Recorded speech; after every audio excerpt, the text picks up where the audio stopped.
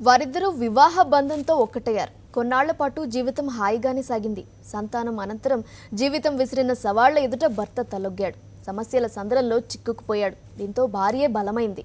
ఎంతో కష్టాన్ని ఇష్టంగా మలుచుకుని కుటుంబానికి అండాదండగా మారింది. ఇంతకీ ఎవరామే? భర్త కోసం ఏం చేస్తోంది? ముఖంలో చెరగని చిరునవ్వుతో మగవారికి సరిసమానంగా లారీ నడుపుతున్న ఈమె పేరు సెల్వమణి. ఊరు తమిళనాడు రాష్ట్రం సెల్వం జిల్లాలోని సంఘిగిరి.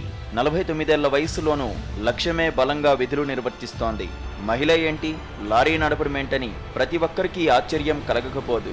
కానీ సెల్వమణి లారీ డ్రైవర్ అవతారం వెనుక కథ వింటే ప్రతి ఒక్కరూ ఆమెకు హ్యాట్స్ ఆఫ్ చెప్పక మానరు.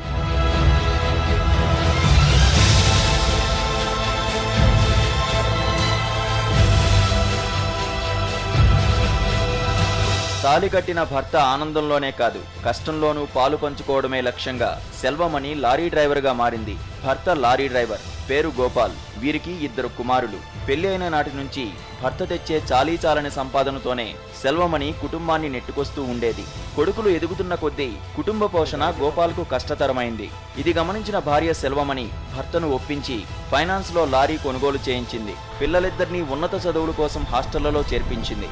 ఇక భర్తతో పాటే సెల్వమణి కూడా లారీ వెంట వెళ్లడం మొదలుపెట్టింది.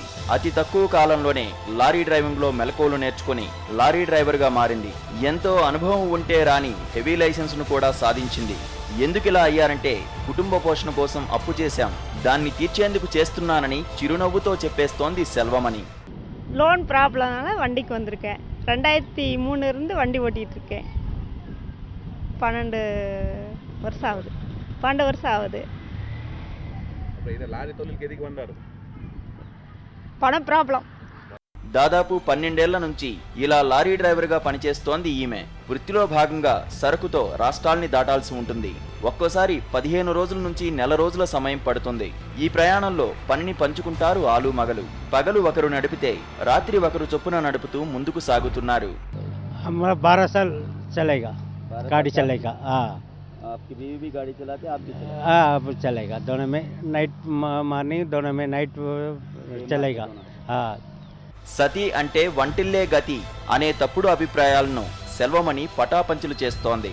కష్టమైన పనైనా ఇష్టంగా చేస్తూ భర్తకు బాసటగా నిలుస్తున్న ఈమె నిజంగా ఎంతో మందికి ఆదర్శం. సాక్షి న్యూస్, ఆదిలాబాద్ జిల్లా.